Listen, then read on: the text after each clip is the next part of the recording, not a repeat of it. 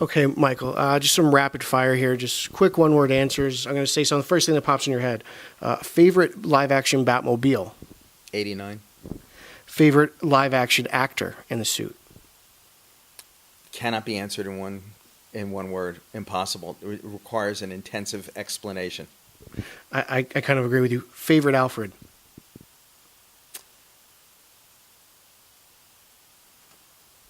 That also requires an explanation. When we get into actors, it really does. My favorite Alfred is probably the comic book version that shows how he was the anchor to Bruce Wayne's humanity when Bruce Wayne could have drifted to the dark side.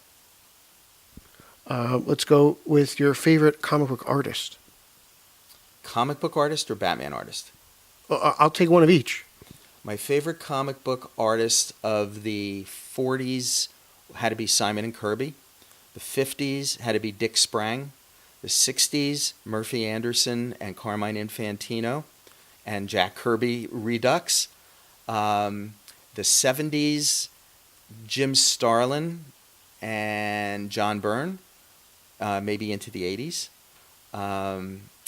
In terms of pure Batman artists, Jerry Robinson, early on, Dick Sprang, later on, Neil Adams, later on.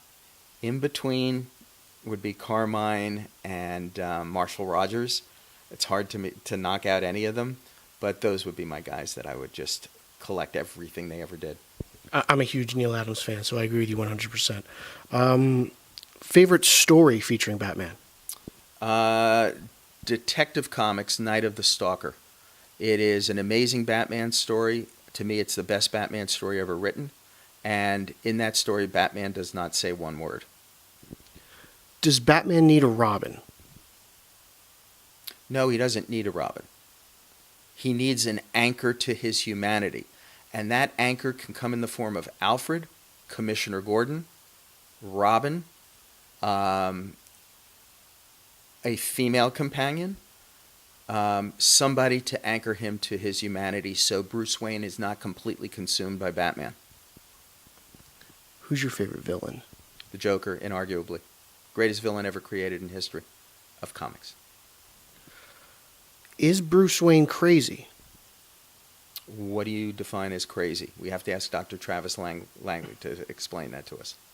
Okay, maybe the better question is, who's the mask? Is Bruce Wayne the mask or is Batman the mask?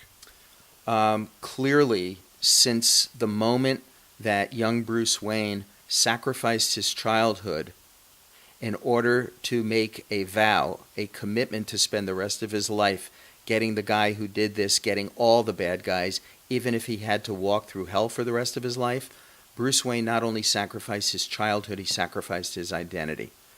Batman is the real one. Bruce Wayne is now the shell. What is your favorite live-action Bat film? It's a tie. It has to be a tie.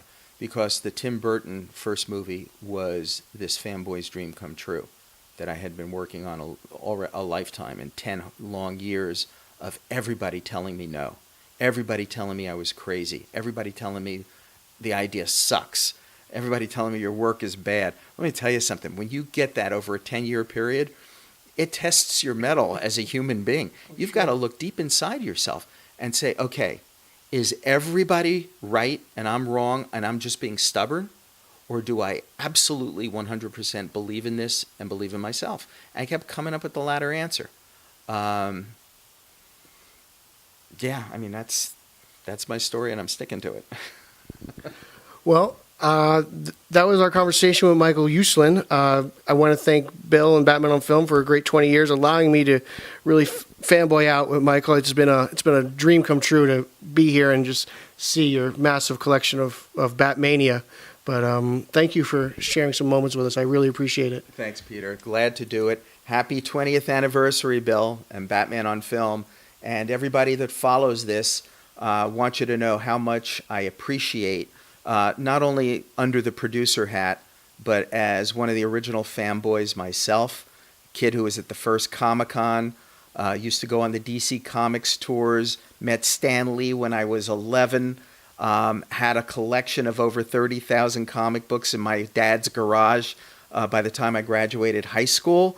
And the kid who's now donated 45,000 comic books to Indiana University's Lilly Library, and the professor of comic books. Under all those hats, I want you to know in each and every different way how much I appreciate you guys and gals out there, and I thank you for that. And thanks again, Batman on Film. Once again, I'm Peter Verra for Batman on Film, authoritative, definitive, the dadgum original.